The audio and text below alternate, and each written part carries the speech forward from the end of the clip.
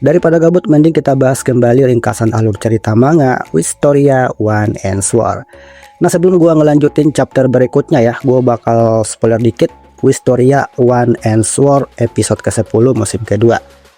Nah, untuk episode ke-10-nya sendiri tuh bakal berjudul Perasaan Mekar Bergemuruh, yang dimana kita bakal melihat perjuangan Will untuk mendapat pengakuan dari para maga pende dan tim lembaga akademi, yaitu Creus Harlon, dalam pemekaran terakhir atau Blooming Festival Part 2. Nah, untuk episode kali ini bakal menarik banget ya, karena kita bakal melihat Will berhasil membangkitkan Whis tanpa bantuan sihir dari rekan-rekannya. Padahal di pemekaran sebelumnya ya, Will perlu bantuan rekan-rekannya untuk membangkitkan Whis dengan sihir mereka. Namun sebelum itu kita bakal dilihatin ya, dimana Will hampir didiskualifikasi karena Will dan Julius telat menghadiri pemekaran. Yang dimana rekan-rekan Will yang lain seperti Emma dan Mike berhasil mendapatkan blessing dari faksi masing-masing. Yang dimana Emma direkrut oleh faksi angin, sedangkan Mike sendiri direkrut oleh faksi kegelapan. Nah, singkat cerita, setelah Will sampai di acara pemekaran tersebut ya, Julius pun dapat blessing juga dari Elvaria. Ya, alasan kenapa Elvaria memberi blessing pada Julius karena Julius sudah membantu Will atau ngebaik-baikin si Will gitu, sehingga Elvaria memberikan kesempatan Julius untuk masuk ke faksi mereka. Nah, untuk episode kali ini sendiri tuh bakal jadi panggung buat Will gitu ya, karena rekan Will yang lain sudah direkrut duluan oleh faksi masing-masing. Yang dimana Will bakal bergelut lagi dengan makhluk eksperimen milik Creus gitu. Karena yang kita tahu ya, Creus tidak akan membiarkan Will lolos begitu aja dalam pemekaran kali ini.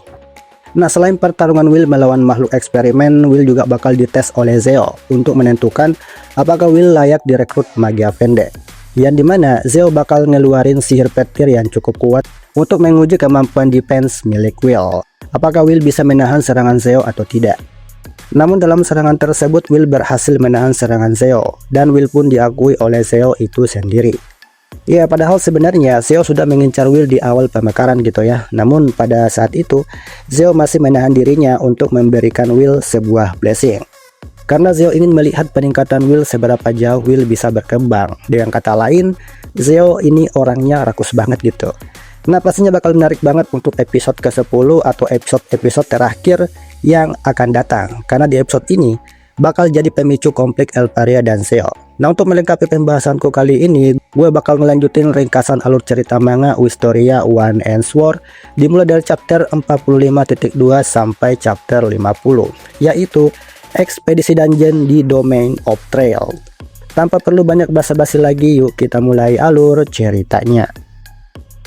Nah, di sela obrolan mereka bertiga, ketua faksi angin dan ajudan faksi angin pun tiba di tempat tersebut, yang dimana mereka ingin melihat kondisi Emma. Nah, dalam tempat tersebut Sarah pun mengatakan pada Will dan Rihanna lewat telepati bahwa mereka berdua tidak boleh membocorkan soal pertarungan mereka dengan owner Gothia. Iya, mereka mewaspadai adanya antek-antek lain yang terlibat dengan mereka. Nah, melalui telepati yang digunakan oleh Sarah meminta Will dan Rihanna agar mereka tetap waspada dan tidak lengah saat bertemu dengan orang-orang yang ada di sekitar mereka.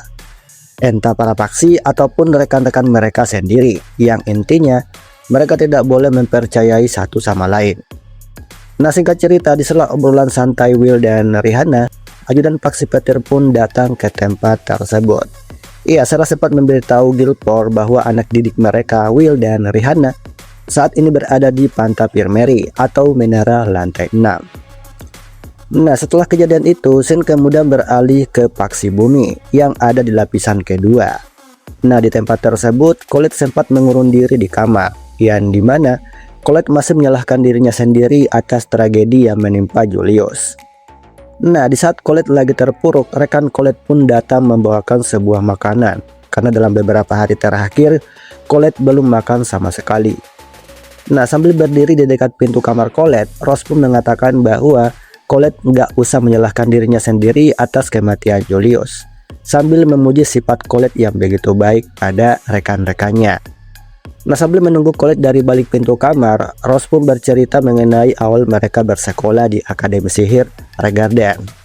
Nah, pada saat itu, Colette masih jadi anak yang kusut dengan tatapan yang agak menyeramkan. Seakan-akan, Colette ingin menghilang dari ketiadaan.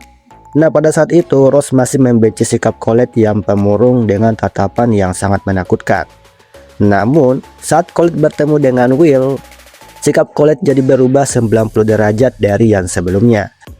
Dan pada saat itulah Rose berusaha membantu Colette untuk mencapai menara. Nah, setelah mendengar pujian dari Rose, Colette pun keluar dari kamar. Namun, sebelum Colette menampakkan batang hidungnya, Rose pun melihat Kiki yang lagi menyelinap.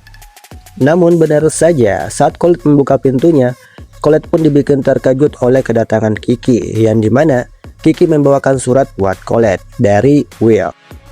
Ya, surat tersebut berisi informasi mengenai salah satu owner Gothia yang sempat mereka lawan.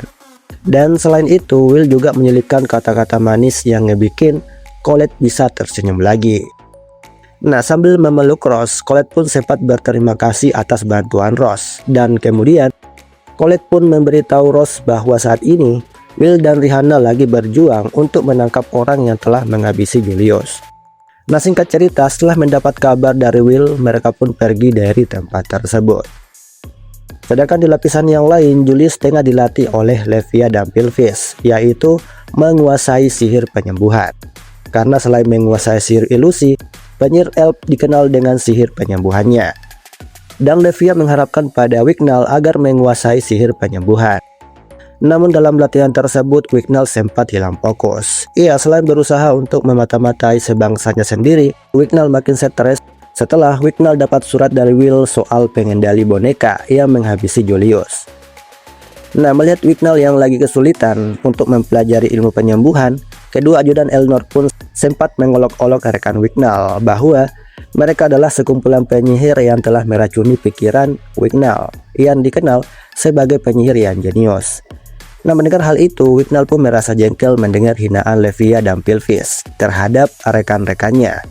Bahwa meskipun dirinya dicap sebagai orang yang gagal, namun Wignall masih menghargai rekan-rekannya di akademi. Dengan kata lain, meskipun waktunya di akademi teramat sangat singkat, namun Wignall merasa bahagia, seakan-akan Wignall hidup selama 1 abad. Dan Wignall pun menambahkan bahwa tidak seperti ras mereka yang bermartabat yang tidak pernah maju. Will dan yang lain masih tetap berusaha untuk bangkit dari kegagalan. Dan menurut Wignall, Will dan yang lain pantas mendapat sebuah hormat dari bangsa mereka, yaitu ras elf. Yang intinya, Wignall nggak akan ngebiarin ras mereka menjelek-jelekan Will dan yang lain. Nah, mendengar ungkapan isi hati Wignall, Levia dan Pilvis pun mengapresiasi sikap Wignall pada rekan-rekannya. Dan kemudian, Wignall pun diluluskan dalam ujian tersebut. Ya, kedua ajudan Elnor pun memuji sikap baik Wignall pada rekan-rekannya di Akademi Sihir. Dan bahkan, mereka berdua ingin mengikuti sikap baik Wignall pada ras manusia dan mengesampingkan kesombongan mereka. Nah, sambil ngobrol-ngobrol dengan Wignall, kedua ajudan Elnor pun sempat mengejek Elnor di hadapan Wignall. Sampai akhirnya Elnor pun datang ke tempat tersebut tanpa mereka sadari. Nah, setelah kejadian itu, scene kemudian beralih ke lantai 5 paksi api, yang dimana Sion pun tengah berlatih dengan Karyot. Nah, sambil bertarung dengan Karyot pun mengatakan bahwa untuk menjadi seorang penyihir api, Sion harus mencari cara untuk menang tanpa mengambil sebuah langkah. Dan menurut Karyot, penyihir sejati itu adalah penyihir yang tidak tergoyahkan, seperti batu.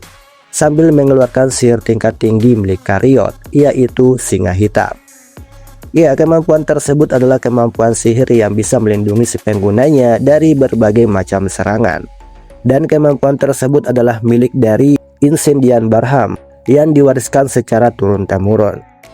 Nah, dalam latihan tersebut, Karyot pun meminta Sion untuk berusaha memanggil singa api seperti dirinya. Namun dalam langkah tersebut, Sion pun tampak kesulitan. Iya, selain berusaha untuk membangkitkan singa api hitam, Sion juga terbebani oleh surat yang dikirim Will soal pengendali boneka. Dan selain itu, Sion juga kesulitan untuk memata-matai paksinya sendiri dalam keadaan bertarung. Nah, sambil melihat ekspresi Sion yang tampak khawatir, singkat cerita, Sion pun dibikin terkejut saat Karyot mengetahui bahwa Sion mencoba memata-matai paksinya. Nah, menanggapi hal itu, Sion merasa curiga, dan Sion pun bertanya bahwa bagaimana bisa Karyot mengetahui misi pengintaian mereka. Namun untuk menanggapi pertanyaan tersebut, Karyot meminta Sion untuk menjalankan tantangan yang sempat ia berikan. Dan Sion pun menerima tantangan tersebut. Nah, setelah paksi api, Shin kemudian beralih ke paksi petir, yang dimana Will dan seluruh anggota paksi petir tengah melakukan latihan tempur, yaitu berada di basis paksi lapisan keempat. Namun 10 menit sebelum mereka melakukan latihan tersebut, Guilford sempat memberi informasi buat mereka bahwa untuk menghadapi ekspedisi dungeon atau yang disebut sebagai pesta, mereka perlu melakukan latihan tempur, yaitu bertarung dengan monster atau yang disebut sebagai penjaga. Ya, sama seperti Zoctonia atau monster yang pernah mereka hadapi di Blooming Festival. Di sisi lain, Rihanna pun menjelaskan bahwa untuk mencapai puncak menara, mereka perlu melewati 50 lantai, yang dimana setiap lapisan dibagi menjadi dua, yaitu basis paksi dan domain of trails. Dan menurut Rihanna, basis paksi menempati hingga 6 lantai, sedangkan di lantai 7-50 itu adalah lapisan domain of trails. Ya, jika mereka bisa melewati domain of trails, salah satu dari mereka akan menjadi kandidat Magia Vendor berikutnya. Nah, karena merasa bingung, Will pun bertanya pada Guilford bahwa kenapa penjaga keluar dari menara. Dan Guilford pun menjelaskan bahwa para penjaga adalah tameng atau pelindung bagi para Magia Vendor. Dengan kata lain, makhluk tersebut diciptakan oleh Mercedes untuk melindungi Great Barrier dari ancaman, sambil marah-marah pada Will. Nah, selain Will, Rihanna pun sempat bertanya bahwa bagaimana caranya para Magia Vendor bisa bolak-balik dari atas ke bawah menara. Dan salah satu anggota paksi pun menanggapi bahwa alasan kenapa Magia Vendor bisa bolak-balik dari atas ke bawah karena mereka sudah terdaftar jadi penghuni lapisan atas, sehingga mereka punya kemampuan untuk berpindah dengan cepat. Nah, dengan semua pertanyaan tersebut, salah satu anggota paksi pun merasa curiga dengan pertanyaan yang diucapkan Will dan Rihanna, sehingga Will dan Rihanna sempat dibikin ketar-ketir oleh kecurigaan mereka. Nah, mulai dari sana, Will pun akhirnya menyadari bahwa tujuan Gothia bukan untuk menghabisi Magia Vendor, dan itu dibuktikan dengan adanya Domain of Trails, yang dimana lapisan tersebut adalah lapisan yang bakal menghambat tujuan mereka untuk menghabisi Magia Vendor.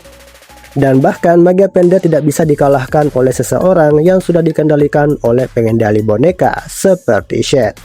Dan Will berspekulasi bahwa kemungkinan organisasi Gothia mengincar sesuatu yang berbeda. Dan setelah itu, singkat cerita, Will dan para paksi petir pun mulai latihan tempur melawan penjaga lapisan keempat. Nah, setelah latihan tempur selesai, Shin kemudian beralih ke arena latihan Seo melawan Will. Nah, dalam tempat tersebut, Will masih kepikiran soal tujuan organisasi Gothia. Sampai-sampai Will hilang fokus dalam latihan tersebut. Ya, selain memikirkan apa yang sebenarnya diincar oleh organisasi tersebut, Will merasa risih dengan orang yang sering mengawasi mereka. Nah, menyadari hal itu, Zeo merasa agak jengkel dengan Will bahwa gak biasanya Will hilang fokus saat adu sparring dengan dirinya. Padahal, di latihan-latihan sebelumnya, Zeo merasa puas banget saat adu gelut dengan Will. Nah, karena merasa penasaran, Zeo pun bertanya bahwa apa yang sebenarnya Will pikirkan dari tadi. Kok bisa-bisanya Will memikirkan sesuatu yang tidak ada sangkut pautnya dengan pertarungan mereka. Dan menurutnya, Will punya kebiasaan buruk, yaitu sering berpikir yang gak jelas, sambil menyuruh Will untuk berhenti bertingkah seperti orang cerdas. Nah, sambil diprovokasi oleh Zeo, Will pun akhirnya jujur bahwa apa yang sebenarnya yang diinginkan oleh organisasi Gothia. Nah, sebelum menjawab pertanyaan tersebut, Zeo merasa nggak percaya bahwa organisasi tersebut mulai bergerak dengan menggunakan boneka. Padahal Zeo belum diberitahu oleh Master Aaron soal pergerakan organisasi tersebut. Di sisi lain, Will merasa bahwa sebagian Magia Vendor belum mengetahui pergerakan organisasi Gothia. Dan Will sempat berspekulasi bahwa alasan Aaron tidak memberitahu para Magia Vendor karena Aaron juga mencurigai mereka sebagai pengkhianat. Nah, singkat cerita, sebelum Zeo memberitahu rasa penasaran Will soal tujuan Gothia, Zeo pun memberi tantangan buat Will bahwa jika Will berhasil melancarkan satu pukulan yang bisa melukai Zeo, Zeo bakal memberitahu Will soal rencana organisasi Gothia. Nah, menanggapi hal itu, Will merasa bahwa tantangan tersebut mirip seperti tantangan yang pernah ia hadapi saat melawan Edward Sensei. Namun kali ini berbeda, yang dimana Will tengah berhadapan dengan salah satu pilar terkuat yang bahkan mustahil untuk dikalahkan oleh Will, yaitu Magia Vende. Dan Will pun mengatakan bahwa setelah melewati rintangan ini terdapat kekuatan untuk melindungi, dan aku akan membuatnya jadi milikku.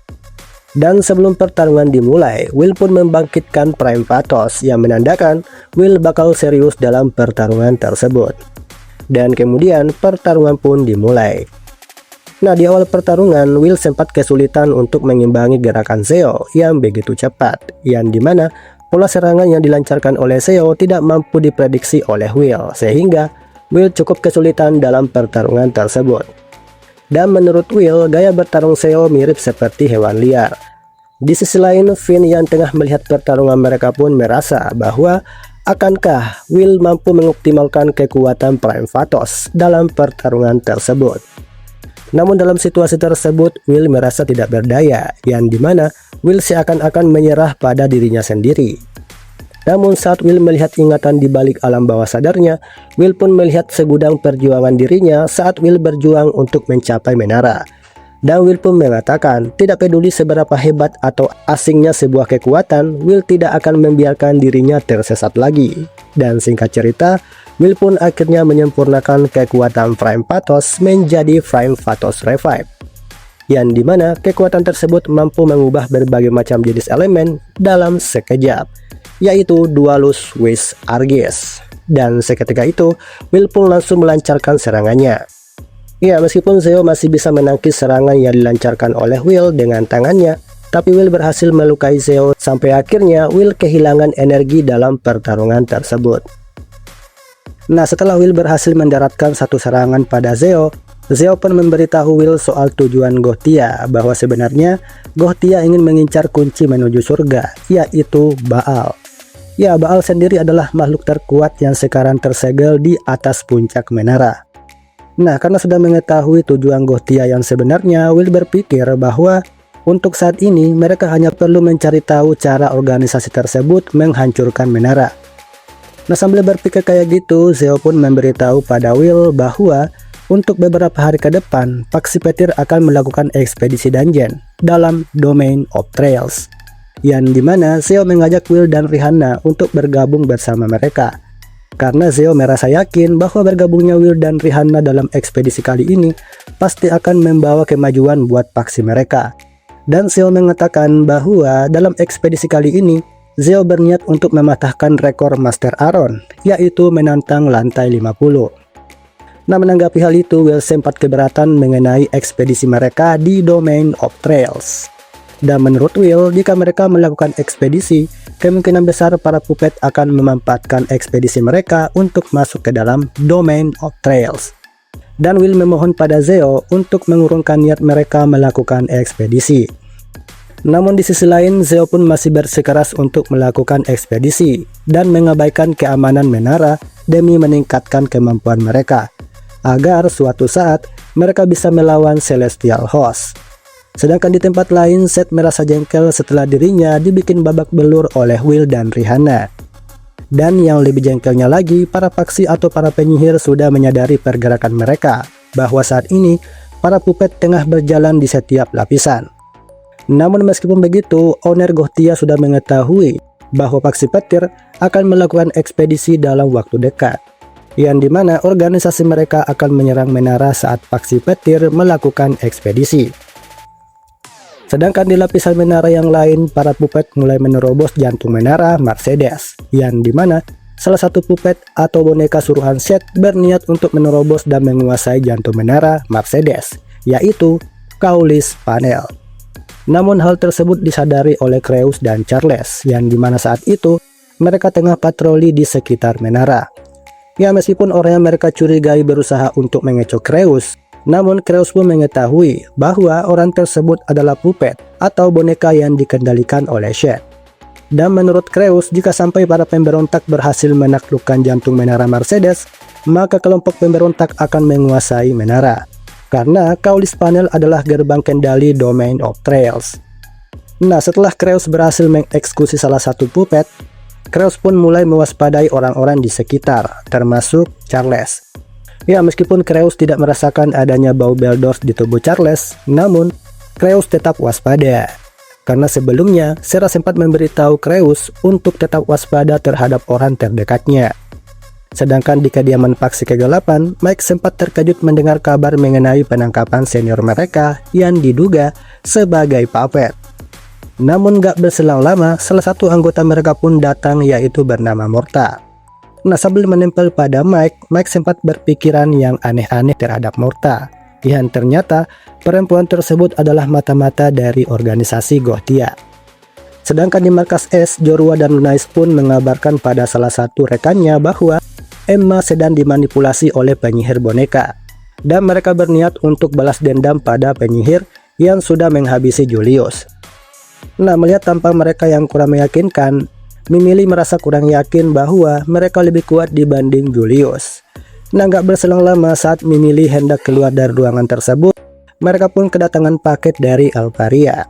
Ya, paket tersebut berisi sebuah jimat yang dikhususkan buat semua anggota faksi S untuk melindungi mereka dari sihir manipulasi Meleksyet. Dan pengantar paket tersebut meminta pada Mimili untuk merahasiakan jimat tersebut pada orang-orang. Nah, sedangkan di tempat lain, Terry dan Kalen dari faksi angin sempat mendapat kabar bahwa selain Emma yang telah dimanipulasi oleh penyihir boneka, ada salah satu rekan mereka lagi yang dicurigai sebagai puppet. Yang dimana kabar tersebut didapat ketika salah satu penyihir tanpa warna menangkap anggota mereka. Namun dalam obrolan tersebut, mereka pun sempat dibuat kaget oleh kedatangan ketua faksi angin, yaitu Arpin Olus, yang tengah menyapa mereka.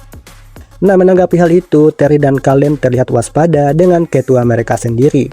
Karena untuk saat ini, mereka diharapkan untuk selalu waspada terhadap orang-orang di sekitar mereka, termasuk ketua mereka sendiri.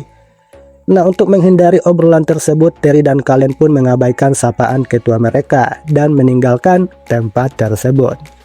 Nah, menanggapi hal itu, ketua faksi angin sempat bersedih karena dirinya sudah diabaikan oleh membernya sendiri. Namun gak berselang lama, Monica pun datang untuk menenangkan ketua faksi angin yang tengah baperan. Nah, singkat cerita, 3 hari pasca adu sparring dengan Zeo, Will dan seluruh faksi petir pun mulai memasuki gerbang Domain of Trails. Namun sebelum mereka pergi, Will dan Rihanna sempat berdiskusi soal rencana mereka. Namun saat mereka memasuki gerbang, Will pun merasa penasaran dan bertanya pada Rihanna bahwa seberapa mudah para penyusup bisa mengakses puncak menara dari luar. Di sisi lain, Rihanna pun menjelaskan bahwa bukan cuma sulit dan mustahil, menara tersebut sudah dibekali sihir pelindung dengan segudang mantra, yang dimana saat penyusup mencoba untuk menghancurkan dinding menara, maka di saat itu juga mereka bakal musnah. Dengan kata lain, para penyusup tidak akan sanggup menembus menara dari luar. Nah, setelah menjelaskan pada Will tentang pelindung keamanan menara, singkat cerita, mereka pun memasuki labirin. Sedangkan di sisi lain, Wignar dan Colette merasa nggak percaya bahwa Will dan Rihanna benar-benar melakukan ekspedisi. Padahal saat ini menara dalam keadaan terancam. Scene kemudian beralih saat Sion masih anak-anak. Nah, pada saat itu, Sion tengah diberi nasihat oleh ayahnya bahwa sebagai pewaris kepala keluarga Ulster, Sion diberi tanggung jawab untuk melindungi ibu dan saudari perempuannya, yaitu bernama Siren. Nah, selain mewarisi kepala keluarga Ulster, Sion berkeinginan untuk menjadi seorang magia pendek sambil mengemban tanggung jawab sebagai kepala keluarga Ulster.